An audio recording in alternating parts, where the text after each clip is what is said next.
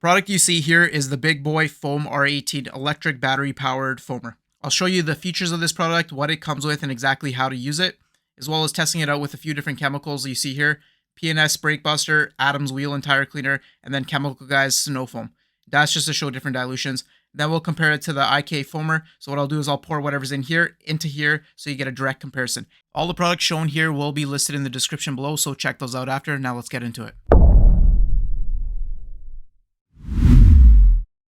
Now before I get this unboxed and show you how it works, here are some of the features of this product.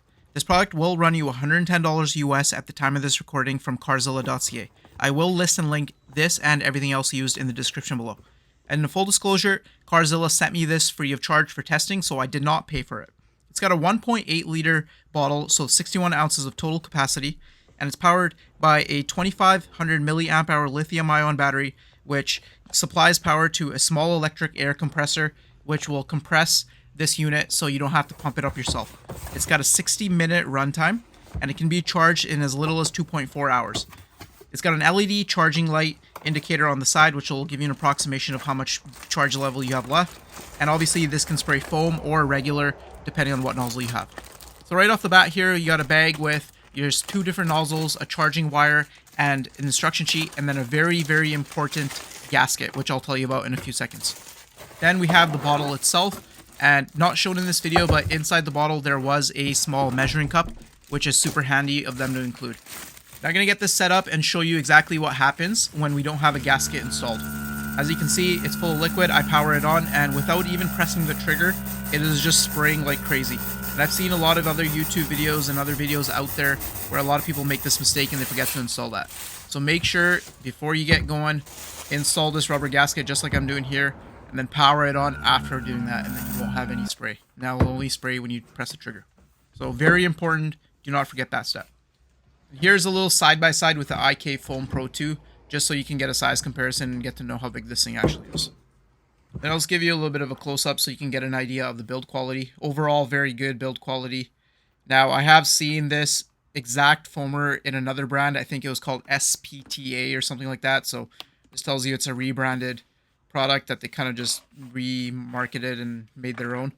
But still, despite the fact that it's rebranded, it still seems to be of decent quality.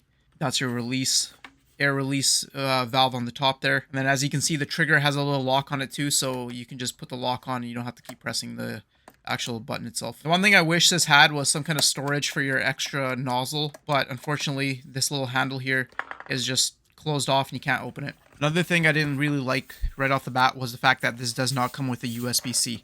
This day and age, everything is USB-C, and I absolutely hate having a bunch of extra USB cables laying around.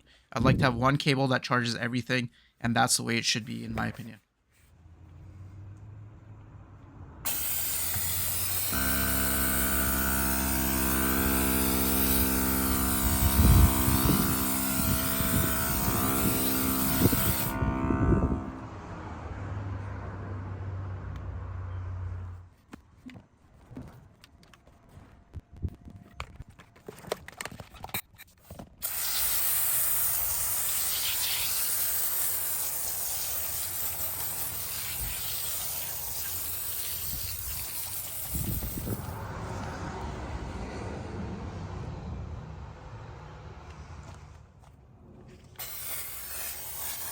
As I'm spraying the atoms here, you're going to be able to see that the foam is terrible, and this is straight out of the IK foamer, so the same dilution ratio. Then here you can see a quick demonstration of why you should always have a weighted ball at the end of the pickup tube, because as soon as I tilt it slightly, it just stops spraying. So if you're cleaning rubber floor mats at the same time as your wheels and you go to spray those, well, if the solution is low, then you're not going to be able to spray it. It's kind of annoying.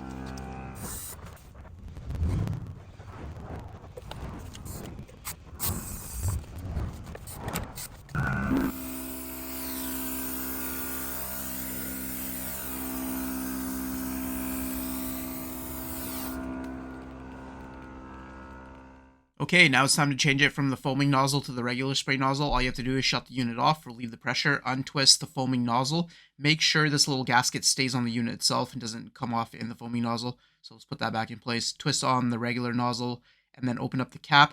You're going to take off the nozzle here, or the pickup tube. Take off this little aerator, put that to the side. Put the pickup tube back in. put your favorite liquid in, twist it on, turn it on, and you're good to go. You can adjust the spray pattern by twisting the end of the nozzle here, so you can go from a wide fan to a narrow jet-like spray, and the wide fan is good. It's a good misting solution there, so if you want to do a waterless or rinseless wash, I'd like to usually mist on some extra solution before I touch the panel with a sponge or a mitt, and then you just do this, add a bunch of extra solution. If you forget to take the little aerator off of the pickup tube, this is what will happen. Yeah, it's not consistent. You can also put it into the jet setting or the stream and blast off the rocker panels and other areas if you're going to do a waterless wash. It's not the most pressure, but it'll still work. This product fell way short of my expectations when it comes to foaming. I'm not sure what it is, but the foam quality, as you saw, was terrible. I tried it with a bunch of different dilutions, a bunch of different products, and I just could not get it to work. Even over the last month, before making this video where I've been using it, I have not been able to get it to foam. The regular spray nozzle works great, but for $110, there's much better options out there. So if there's something with this that I missed, let me know in the comments below, but I've tried all the troubleshooting and I just cannot get it to work. Bigboi, if you're watching this, maybe send me another nozzle so I can try that. And if it works with another nozzle, then I'll revise and upload a new video showing how it works. But until then, I absolutely cannot recommend this product. I'm sorry, it just does not work. That all being said, if you've used this product yourself, let me know in the comments below what your experience was. I'd like to know. If you enjoyed this review video, I'd appreciate if you check this one out next. It's of the IK Foam Pro 2, and that one I did a full review of that product as well.